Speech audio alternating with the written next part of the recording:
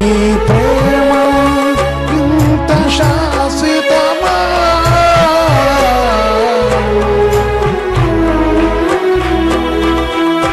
నీ ప్రేమ ఎంత మధురమయా, నీ ప్రేమ ఇంత శాశ్వతమా.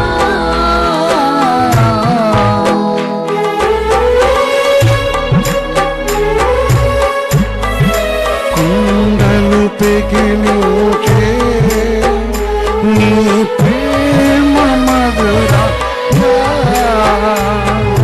కుండలు పెగిలించే నీ ప్రేమ మధురమయా, పాపిని పిలిచిన నీ ప్రేమ ఇంత శాశ్వతమా,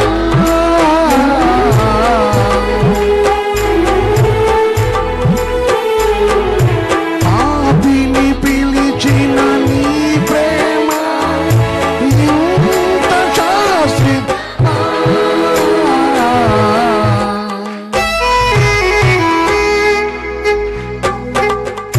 నీ ప్రేమ 254 254 నీ ప్రేమ ఇంత శాశ్వతమా.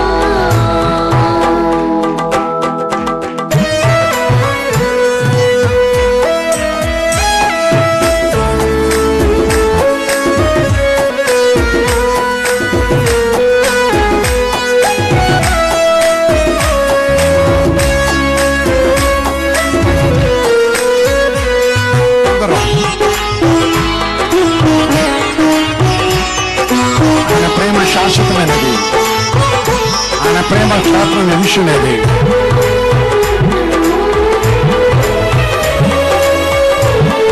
యేసయ్య ప్రేమ నిలిచినది.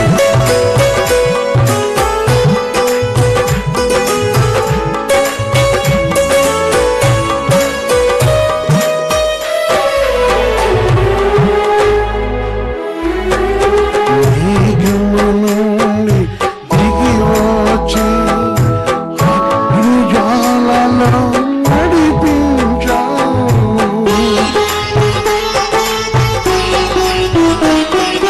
మేఘము నుండి దిగి వచ్చి అగ్నిజ్వాలలో నడిపించావు, పాపపు బానిస నిష్కృతమైన కుష్ఠవ్యాధిను విడిపించావు, పాపపు బానిస నిష్కృతమైన కుష్ఠవ్యాధిను విడిపించావు.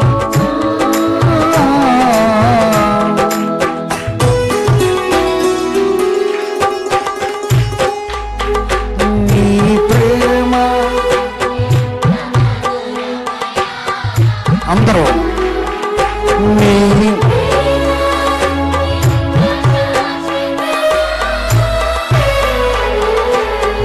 యేసయ్యా, నీ ప్రేమ యేసయ్యా,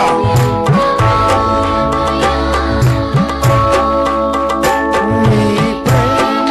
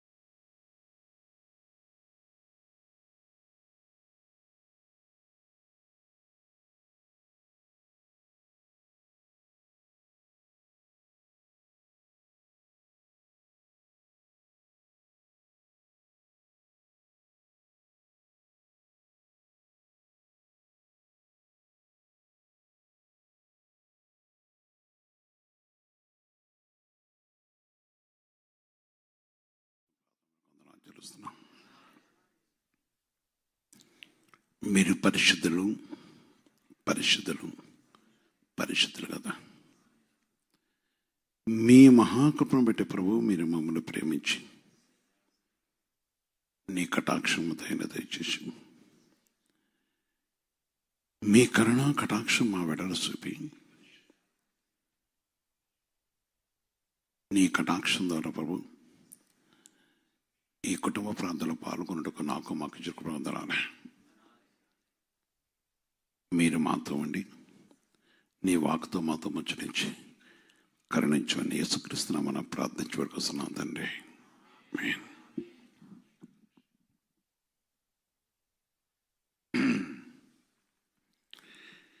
ప్రియమైన సహోదరి సోదర, దేవుడు తన మహాకృపను బట్టి మన ప్రేమించి తన పరిశుద్ధమైన సన్నిధిలో మనం జ్ఞాపం చేసుకొని ఆయన కరుణా కటాక్షం మనకు దయచేసి ఆయన దయాకనికను మనతో ఉంచి మన ప్రేమించి కనికరించి కటాక్షించి నిజంగా తన పరిశుద్ధమైన సన్నిధిలో ఈ దినవంతం మనం కాపాడే ఈ కృపణ దయచేసిన దేవుడా, కుటుంబ ప్రార్థనలో ప్రవేశించిన నా సహోదరి సోదర, చెవి వెగ్గి నేను చెప్పు మాట వినుడి అంశం. చెవి వెగ్గి నేను చెప్పు మాట వినుడి. దేవుడు చదివిస్తున్న మాట బట్టి సహోదరి సోదర, ఈ సమయము దేవుడు మనకిచ్చాడు. చెవి వెగ్గి వినుట వలన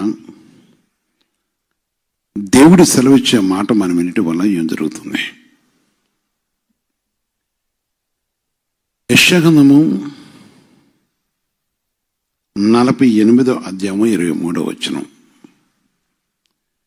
యెషయా గ్రంథము 48వ అధ్యాయము 23వ వచనం.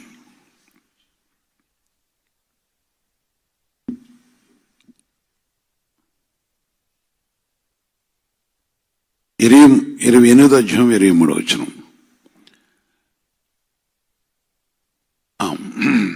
కనుక ఆమేన్.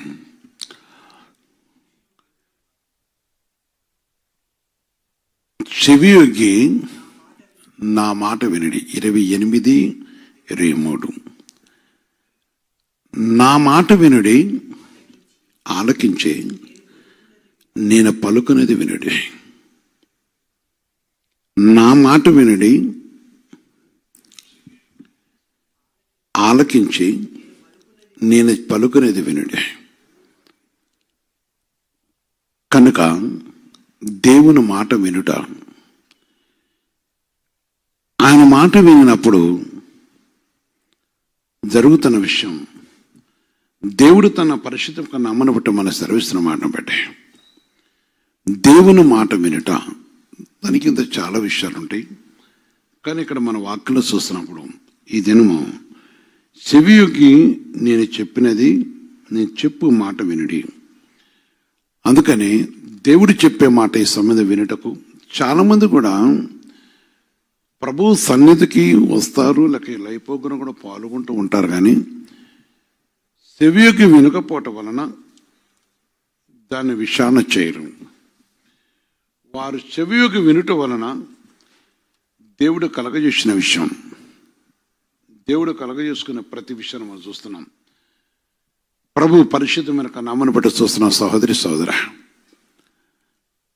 దేవుడు ఆయన మన మధ్యన దేవుడు, ఆయన కృపలో మన జ్ఞాపకం చేసుకున్న దేవుడు. పరిశుద్ధాత్మ దేవుని యొక్క సన్నిధిలో నాడు నేడు ఏకరీతున్న దేవుడు.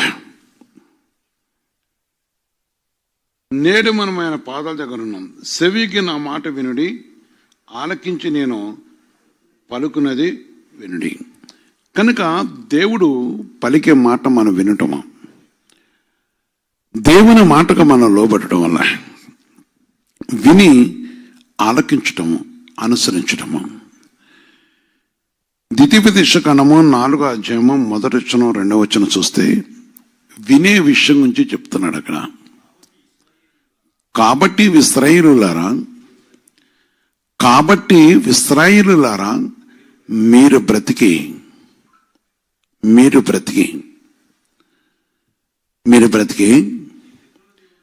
మీ పితరుల దేవుడైన యెహోవా మీకు ఇచ్చుచున్న దేశంలోకి పోయి స్వాధీనపరుచుకున్నట్లు మీరు అనుసరింపవలసిన విధులను కట్టడలను నేను మీకు బోధించుచున్నాను, వినుడి. ఆయన బోధించేది మనం వినాలి, ఆయన బోధించేది మనం అనుసరించాలి.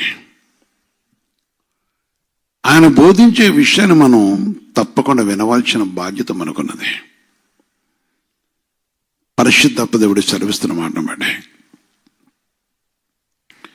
జీవగల దేవుని యొక్క పరిశుద్ధ నామమును బట్టి ఈ సర్వోన్నతమైన దేవుని యొక్క సన్నిధిలో సహోదరి కుటుంబ ప్రార్థనలో చాలా మంది అనేకులు ప్రభు యొక్క పాదాల దగ్గరకు ప్రవేశిస్తుంటారు, వింటుంటారు. కానీ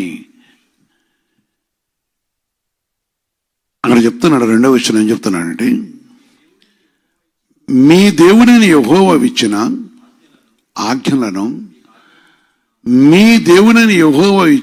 ఆజ్ఞలను మీకు ఆజ్ఞాపించుతున్నాను. మీ దేవుడిని యెహోవా మీకు ఇచ్చిన ఆజ్ఞలను ఆజ్ఞాపించుతున్నాను. వాటిని గైకొనుటి అందు నేను మీకు ఆజ్ఞాపించిన మాటతో దేనిని కలపకూడదు, దానిలో నుండి ఏనిని తీసివేయకూడదు. నేను మీకు ఆజ్ఞాపిస్తున్న మాటతో దేనిని కలపకూడదు, దేనిని తీసివేయకూడదు. అందుకని చాలా మంది వింటారు కానీ అనుసరింపరు. అనుసరించినప్పుడు వారికి ఇష్టం వచ్చిన ప్రవర్తించడం.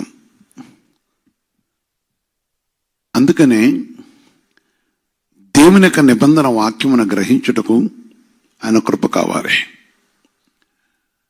ఆయన పరిశుద్ధునిగా ప్రత్యించి చెవి వెగ్గి నేను చెప్పు మాట వినుడి. ఆయన చెప్పే మాట, ప్రభు మాట విన్నప్పుడు, ప్రభు మాటను గైకొంటున్నప్పుడు, ప్రభు మాటకు లోబడ్డప్పుడు, ప్రభు మాటపై ఆధారపడుతున్నా అంటే ఎవరైతే వింటున్నారో తన ఆజ్ఞలో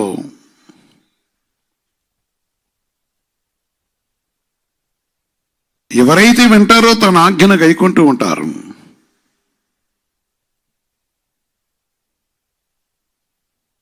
ప్రియగల సహోదరి సోదర,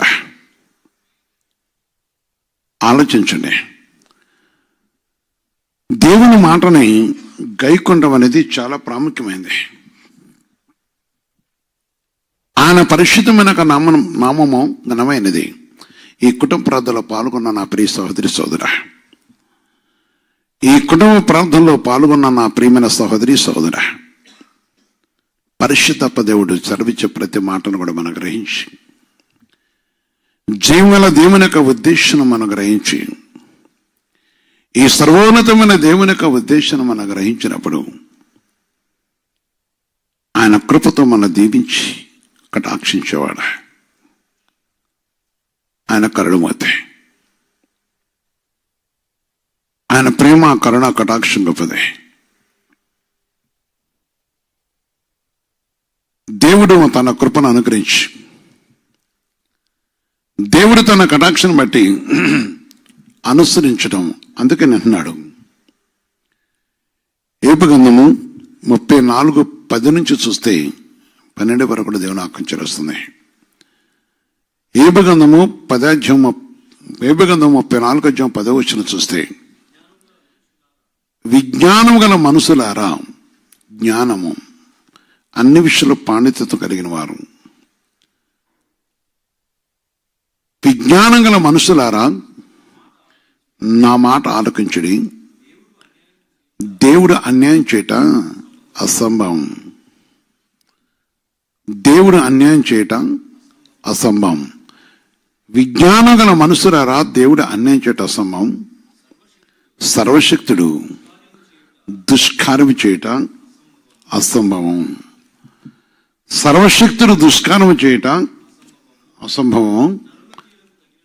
నరుల క్రియలకు తగినట్లుగా బలము ఆయన, ఫలము ఆయన, నరులకు తగినట్లుగా ఫలము ఆయన వారికి ఇచ్చును.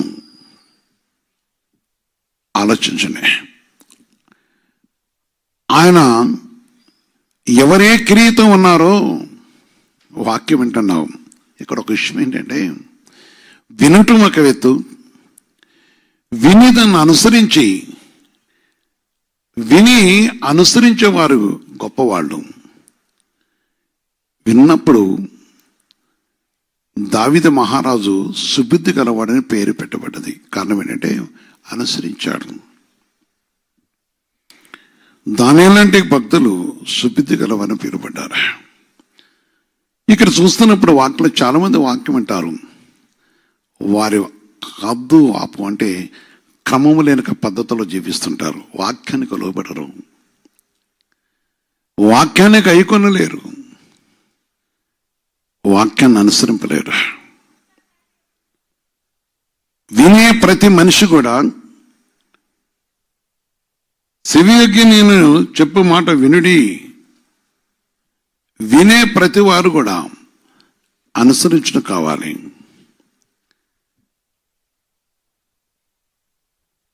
అనుసరించడం కావాలి. పరిశుద్ధ దేవుని యొక్క సన్నిధిలో అనుసరించడం కావాలి. తన పరిశుద్ధమైన సన్నిధిలో అనుసరించే విషయం కావాలి. అందుకొరకే ఆ 11వ విషయాలు చెప్తాడు. మరోసారి చూస్తున్నప్పుడు, నరుల క్రియలకు తగినట్లుగా ఫలము ఆయన వారికి ఇచ్చును. నరుల క్రియలకు తగినట్లుగా ఫలము ఆయన వారికి ఇచ్చును. అందరికీ వారి వారి మార్గమును బట్టి, అందరికీ వారి వారి మార్గం బట్టి వారికి ఫలం ఇచ్చును. దేవుడు ఏమాత్రమును దుష్కార్యము చేసేవాడు కాదు. సర్వశక్తుడు, న్యాయము తప్పడు.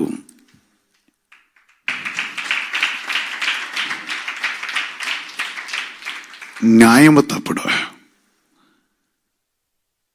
దేవుని కోసం కనిపెట్టుకున్నారు. కొంచెం లేట్ అయిందండి. ప్రతి మనిషి యొక్క మాట, వారికి ఇష్టం వచ్చిన మాట్లాడే మాటలు వింటున్నాడు. ఏ మనిషినే సరే న్యాయం చేసే దేవుడు. మనమేమి, నేను శుక్రవారం కుమారుడు సాక్షించాడు, న్యాయము తప్పే దేవుడు కాదు. దేవుని మాట కోసం, దేవుని వాక్ కోసం లోబడ్డాడు. దేవుడు తన వేళ చూపిన ప్రేమ దుష్కార్యమైనది బయటపడ్డది, కానీ దుష్కారం ఆయన చేసేవాడు కాదు. ఆయన కనికరించే దేవుడు. దేవుడు తన పరిశుద్ధను, అదేవిధంగా దేవుని పరిశుద్ధన మాట, దేవుని పరిశుద్ధమైన నామము ఘనమైనది. ఆయన న్యాయం చేసే దేవుడు. నా జీవితంలో ఇది నేను బాగా నమ్ముతాను.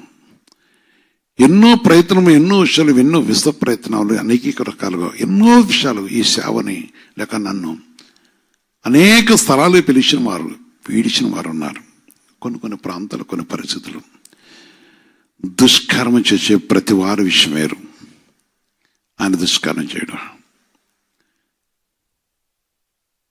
అవసరమైతే గద్దిస్తాడు, శిక్షిస్తాడు, అని నడిపించేవాడు. ఆయన కృపతో కనికరించేవాడు. అందుకని ఆయన మాట మనం వినాలి. ఈ కుటుంబ ప్రార్థనలో పాల్గొన్న నా సహోదరి సోదర,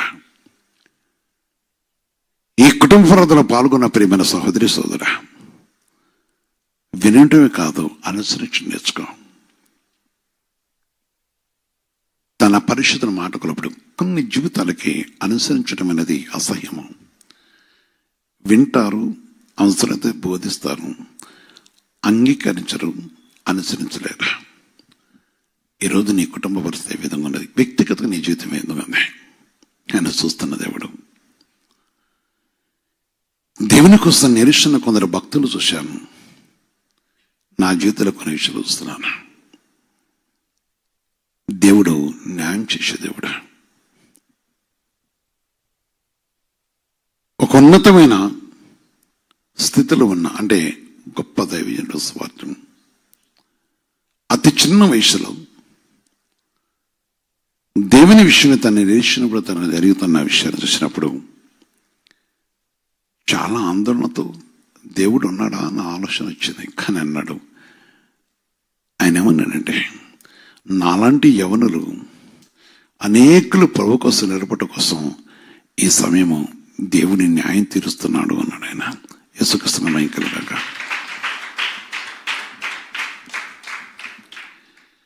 నా ప్రియ సహోదరి సోదరా,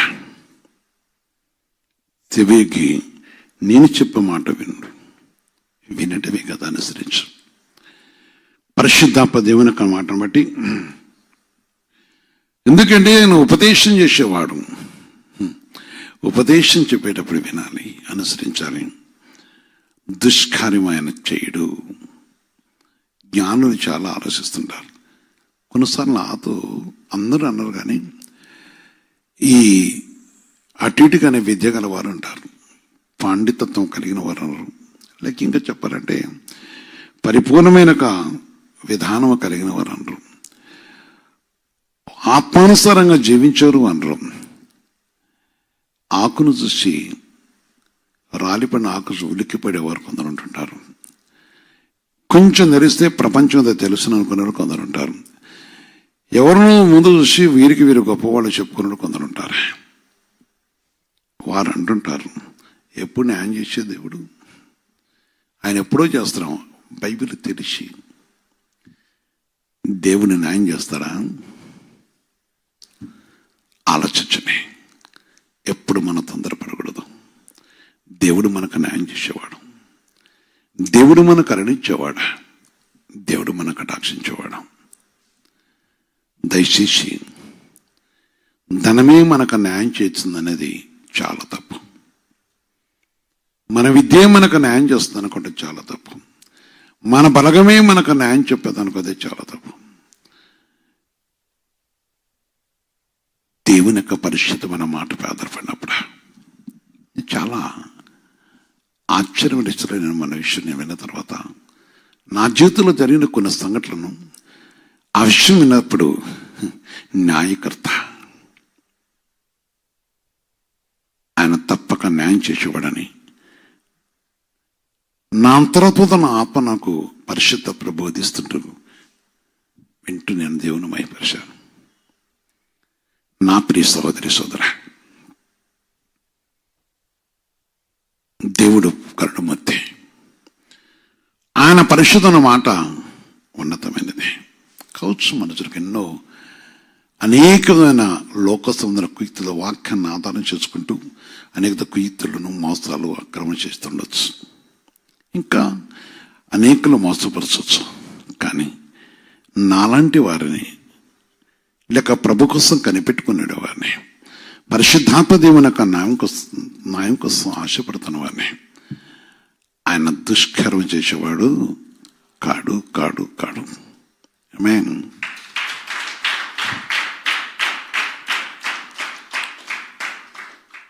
యెషయా 51:1 చెప్తున్నాడు అన్నమాట. యెషయా 51:1 చెప్తున్నాడు, నీతిని అనుసరించుచు యెహోవాను వెతుకుచూ ఉండేవారులారా నా మాట వినుడి. నీతిని అనుసరించుచు యెహోవాను వెతుకుతున్న వారులారా నా మాట వినుడి. మీరు ఏ బండ నుండి చెక్కబడతారో దాన్ని ఆలోచించుడి. క్రీస్తు అనే బండ నుంచి చెక్కబడి జన్మించిన మనము సంఘంలో పుట్టిన వారు, ప్రభు మాటకు లోబడేవారు, నీతిని అనుసరించే వాళ్ళారా అన్యాయం నీకు జరగదు. నీకు నువ్వు జడ్జిమెంట్ చేయాలని ఆలోచించే వరకు తప్పకుండా అన్యాయం జరుగుతుంది. వారు బైబిల్ ఎంత తెలిసినాను, వారు పరిశుద్ధ గ్రంథము ఎంత తెలుసుకున్న వారైనాను, ఆయన కోసం కనిపెట్టకపోతే ఆయన చూస్తున్నాడా? అని ప్రేమిస్తున్నవాడు, ఈరోజు నీ కుటుంబానికి న్యాయం చేసేవాడు నీ సొంత కీర్తితో బయటకు వెల్లదీస్తే ఆ అబద్ధములు కట్టుకుంటే అది నీతి కాదా? ఇక్కడ ఖచ్చితంగా చెప్తాను, నీతిని అనుసరించేవారులారా నా సహోదరి, పేదవారం కావచ్చు, ఒంటరివారం కావచ్చు, నిలిపేదలం కావచ్చు, లేక మన జీవితంలో మనకేదో సహాయం లేకపోవచ్చు. కొన్ని సందర్భాలు బట్టి చూసినా అక్కడ మన జవాబు చెప్పలేని భాషతో ఉండొచ్చు. మన ముందున్న భాష, మన ముందు వరకు విద్య, మన ముందున్న వరకు బలము, అనేక విషయాలు కొన్ని విషయాలు కనపరచబడుతూ ఉంటాయి, వాస్తవమే. కానీ దేవుడు కార్యం చేసేవాడా? దేవుడు కనికరించేవాడా? దేవుడు కటాక్షించేవాడా? ఆయన మన దాటిపోయే దేవుడు కాదా? ఆయన ప్రేమమూర్తి. నీతితో ఎదురు చూస్తే నీకు అన్యాయం చేస్తాను అనుకున్నావా? లేదమ్మా. ఆయన కోసం కనిపెట్టుకుని నేను దూరపరుస్తాను అనుకున్నావా? నో. ఆయన ఎప్పుడు కూడా అలాంటి చేసేవాడు కదా. ప్రేమిస్తున్న దేవుడా, నీ కోసం తనకు అన్నదృష్టి ఉంచినవాడు, సమయం వస్తే నీ మొర వినేవాడు, సమయం వస్తే నీకు నీ యొక్క విన్నపం వినటి కోసం ఇష్టపడుతున్నవాడు.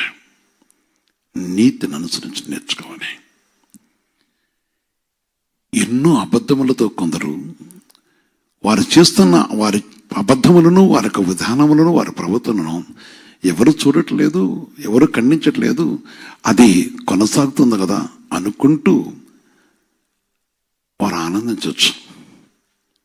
ఒకవేళ నీకు అన్యాయం చేస్తూ ఉండొచ్చు.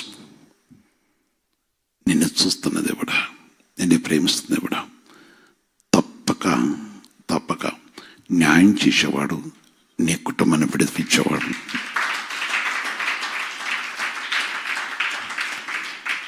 సహోదరి సోదర, ఆ విషయాన్ని గ్రహించాలి. అందుకని వాక్యం అనుసరించిన మాట వినట. కీర్తన 178 1-2 కూడా చెప్తున్న ఒక మాట, మొదటి విషయం నుండి వచ్చిన కీర్తన 178 అధ్యాయము. నా జనులారా, నా బోధకు చెవియొగ్గుడి. నా జనులారా, ఆయన జనులు ఎవరంటే నీతిని అనుసరించేవారు. ఆయన జనులు ఎవరంటే నీతిని అనుసరించేవారు. సహోదరి సహోదరా, ప్రియమైన సహోదరి సోదరా, ఆలోచించు. నిన్ను ప్రేమిస్తున్న దేవుడు, నీ కుటుంబాన్ని ప్రేమిస్తున్న దేవుడు, నీ సంతాన్ని ప్రేమిస్తున్న దేవుడు, నీ యందు తన కటాక్షించిన దేవుడు, నీపై తన కనికరించిన దేవుడా, నిన్ను ప్రేమిస్తున్న సర్వోన్నతమైన తండ్రి అని పిలుస్తున్నాడు. నా జనులారా, నా బోధకు చెవియొగ్గుడి. క్రైస్తవ కుటుంబం అని చెప్పుకొని, క్రీస్తుని కలిగి అని చెప్పుకొని ఈ దినమున ఆరాధనలో ప్రవేశింపకుండా ఉన్న వారులారా, ఆయన మాట విని ఈ విధంగా నీ చెవిలోకి వస్తుంది. మంచిది.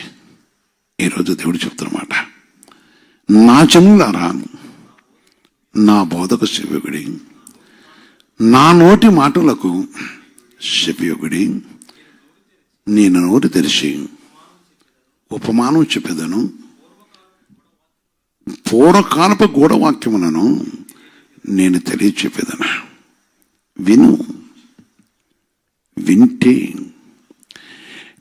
మీరును మీ కుటుంబాలు విన్నప్పుడు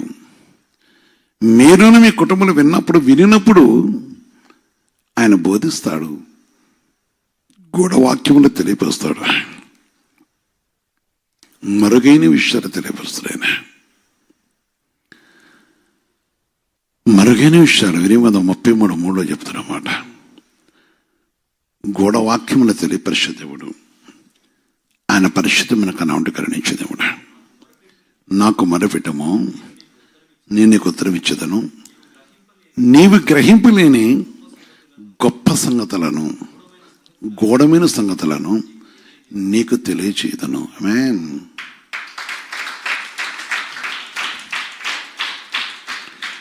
తెలియజేసేవాడు. నా సహోదరి, నేను ఒంటరిగా ఉన్నానయ్యా, మా కుటుంబం ఒకటి ఈ గ్రామంలో ఉన్నది, లేక మేము మా బంధువుల మధ్య మేము రక్షపడ్డ మా కుటుంబాలు చాలా మమ్మల్ని చిన్న చూపు చూస్తున్నారు, ఏమీ పాలుపోకున్నది, మేమేమి చేయలేని పరిస్థితిలో ఉన్నాం.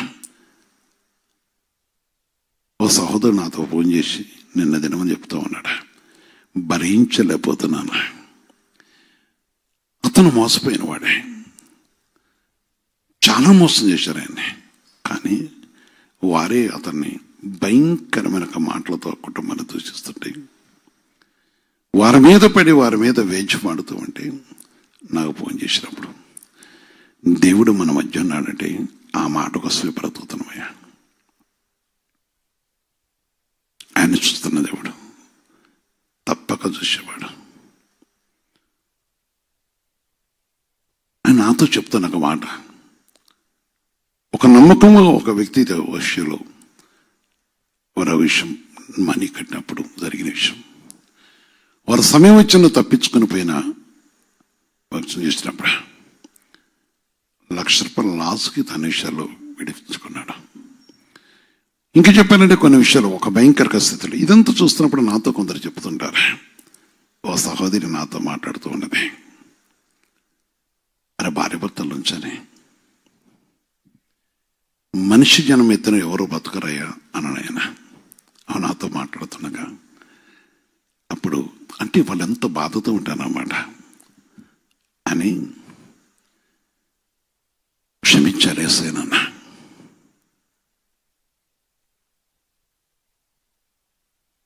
నేనంటే భయపడేవారు, నేనంటే నేను వస్తుంటే భయపడ్డారు, నేను సాయంత్రం వస్తున్నానంటే ఎవరు కూడా బయట కనపడేవాడు కారు.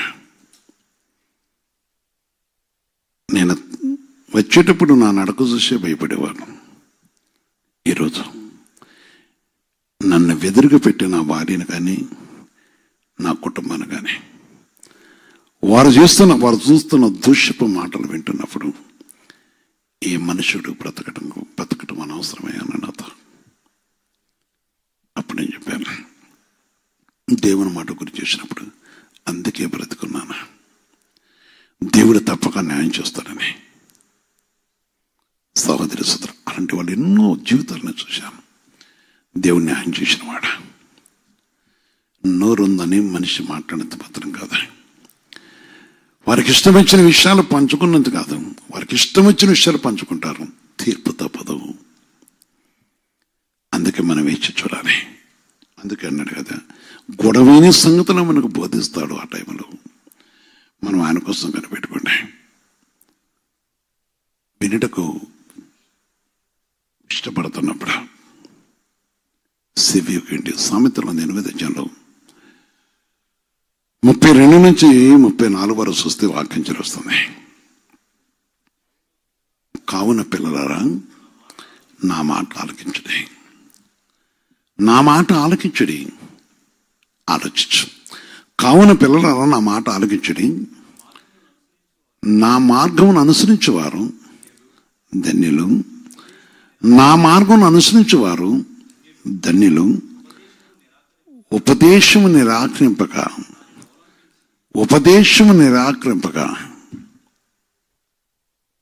ఆలోచించు. కొంతకాలం క్రితం ఒక సహోదరి ఈ స్థలంలో, ఈరోజు యవనస్తుడు కనుక ఈ స్థలంలో నెల తరబడి దేవుని పడి ఉన్నాడు. అదేవిధంగా ఒక సహోదరి దేవుని మాటపై ఆధారపడి ఉన్నది. దేవుని ఉపదేశమును అవలంబించింది, నిరాకరించలేదు. ప్రభు పాదాలు పడి ఉన్నది. పరిశుద్ధ దేవుని సన్నిధిలో వేదన చూస్తూ ఉన్నది. జీవంగా దేవుని సన్నిధిలో అనేక స్థలము నేను చూశాను. ఆశతో వచ్చి తెరిచిన దేవుని యొక్క మందిరంలో చూసినప్పుడు ఆశతో ఆసక్తితో పరిశుద్ధాత్మ దేవుని వెతికిన వారు చూశాను నేను. ఉపదేశమును నిరాకరింపగా దాన్ని అవలంబించి జ్ఞానులై ఉండడి. ఏంటి జ్ఞానం అంటే నోటిని కాసుకోవాలి, దైవోద్దేశాన్ని అవలంబించాలి, విధేయతతో కూడుకున్న వినయం కలిగి సత్క్రియతో కలిగి ఉండటం అనేది జ్ఞానము.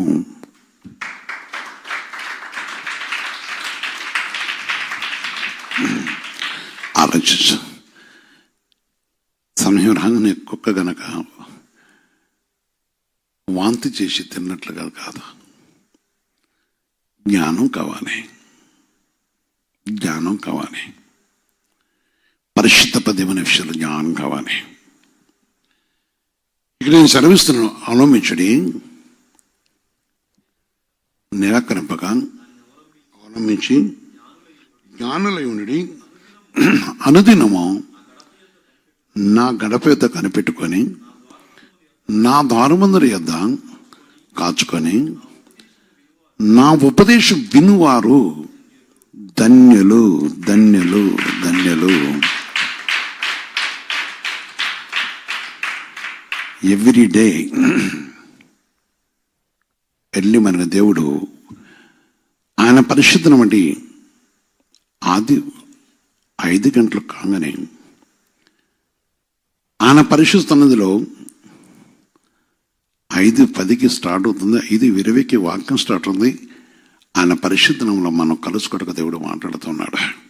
నీ గృహానికి వస్తా ఉన్నాడు. క్రీస్తు శిలువ సాహసం నుంచి అయిపోయినాడు. అందరూ దాన్ని గ్రహించగలుగుతున్నారు.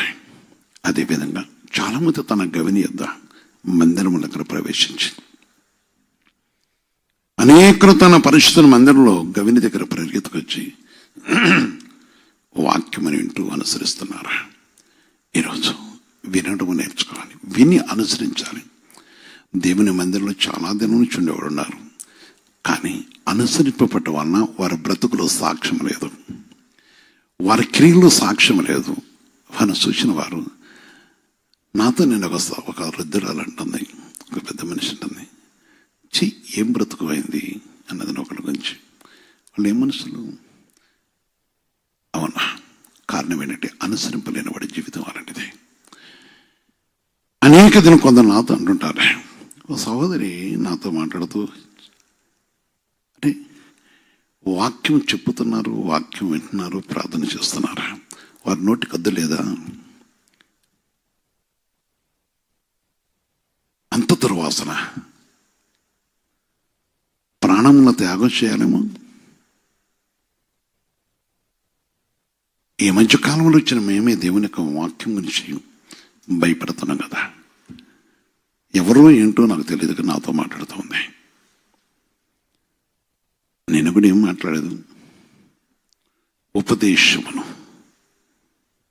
అందుకని గవనిత కైకొనడం మంచిది. అందుకే ప్రభు మాట చరుస్తుంది. ఆయన నామాన్ని బట్టి చూస్తున్నప్పుడు 34 విషయం చెప్తారు అక్కడ. అన్నదినము నా గడప యొద్ద కనిపెట్టుకొని నా ద్వారబంధుల వద్ద కాచుకొని నా ఉపదేశము, సహోదరి అనేకులకు సెల్ ఫోన్లు ఉన్నాయి. ఉదయకాలం కొంతమంది వెతుకుతున్నారు, వృద్ధులు దేవుని వాక్యం వింటున్నారు.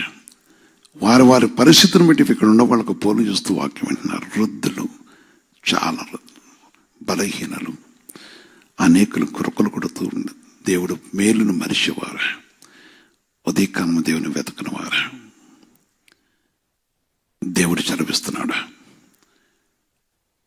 ఆలోచించు. కొందరు చావుకులు నాకు ఫోన్ చేస్తారు వాక్యమని, కొందరు చేయరు. కారణం ఏంటంటే వారు అనుసరించేవారు కాదు. వారి కారణం ఏంటంటే ఒకరోజు చేసిన బట్టి 2 రోజులు మరి తప్పకుండా అడుగుతారు కదని. వారి ఉద్దేశం ఏంటంటే వారి సమయాన్ని కొనరు, వారు లెక్కరు, అనుసరింపలేరు అంతే. అందుకే వాక్యం కోసం ఆలోచించు. కొందరు చావుకులు వింటుంటాను, నా ఫోన్ చేసి ఈ వాక్యాన్ని బట్టి దేవుడు నన్ను బలపరుస్తానంటారు. నా పరిచర్య కొనసాగాలంటారు. సరే, మంచిది అని బిడ్డ మనం వినటం కావాలి. మంచిది. ఈ యావకులు కూడా మొదలుపెట్టడం ఆలోచన. సువార్థికులు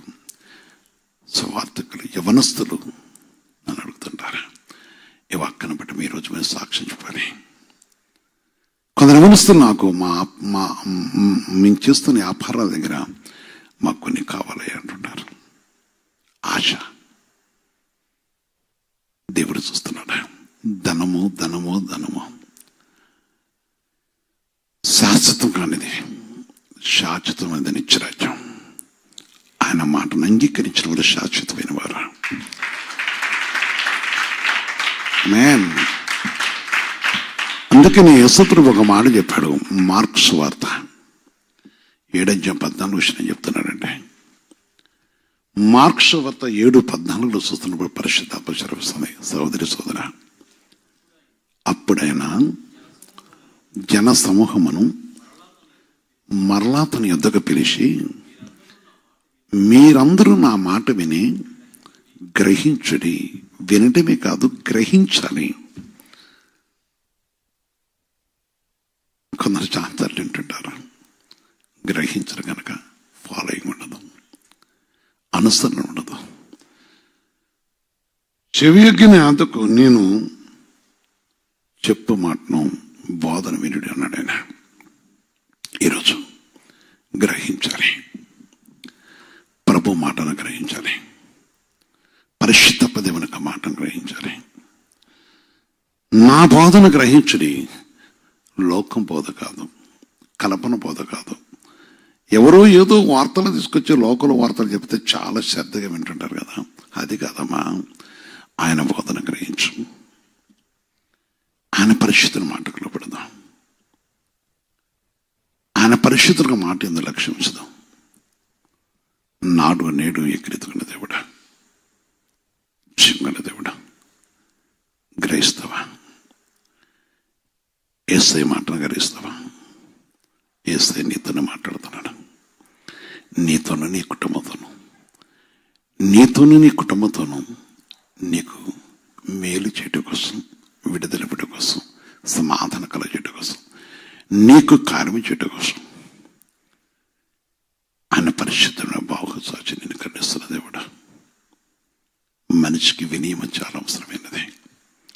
గ్రహించినప్పుడు దేవుడు ఆశ్రయించడం, మొక్కరించి ప్రార్థించుతాం.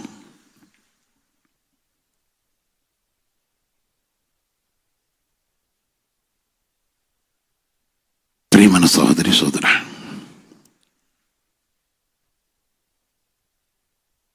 ఆయన సన్నిధిలో మోకరించిన బిడ్డలారా, ఆయన మాట గొప్పది, ఆయన పరిశుద్ధమైన సన్నిధి గొప్పది. నాడు నేడు వేకరెత్తుకున్న దేవుడా, నేనే ప్రేమించిన దేవుడా, పరిశుద్ధ పదండి జంగనస నన్ను మమ్మల్ని ప్రేమించిన వాడా, నా కరుణమూర్తి, నీ మాట వినుటే కాదు కానీ నీ ఉపదేశం అవలంబించన్నారు కదా, అట్టి కృప నాకు మాకు దయచేయండి. ఈ సంబంధ క్రీస్తుల సంస్థలో ఈ పరిశుద్ధ వాక్యం విన్నవారు కానీ ఎవరైతే ప్రతి ఈ లైపోకల్లో పాల్గొన్నారో ప్రతి వారు కూడా జ్ఞాపం చేసుకోండి. అయ్యా, నీవు అన్యాయం చేసే దేవుడు కాదని, తప్పక మా వెడల మీద కటాక్షం ఇచ్చి నీతిమంతుడవని నువ్వు కనికరం చూపుతున్న దేవుడు అని ఈ సమయం మాతో మాట్లాడావు కదా. ఏ బిడ్డలు ఏ విషయాన్ని బట్టి అడుగుతున్నారు, ఏ కుటుంబం ఏ పరిస్థితి పడుతున్నారు, ఎవరే వ్యాధిని బట్టి అడుగుతున్నారు, ఎవరే బలహీనతను బట్టి నేను కోరుకుంటున్నారో వెతుకుతున్నారా. జింగల దేవుడిని మీరు మీ కనికరమును మీ కటాక్షను కనపరిచి నీ పరిశుద్ధ నామను బట్టి పరుగుతండి. నీ ఉద్దేశాన్ని, నీ చిత్తాన్ని మేము అనుసరించక మాకు దయచేసి మీరు మాకు చేసే ప్రతిఫలం పొందరకు సహాయం చేయమని ఈ రాత్రి అంతా దర్శనతో కళ్ళ ద్వారా మాట్లాడి మమ్మల్ని బలపరుస్థితిపరిచి ఆశ్రయించి నీ కృపస్థాన్ని మాకు దయచేయమని యేసుక్రీస్తు పరిశుద్ధ నామమున ప్రార్థించి వస్తున్నాం తండ్రి. ఆమేన్.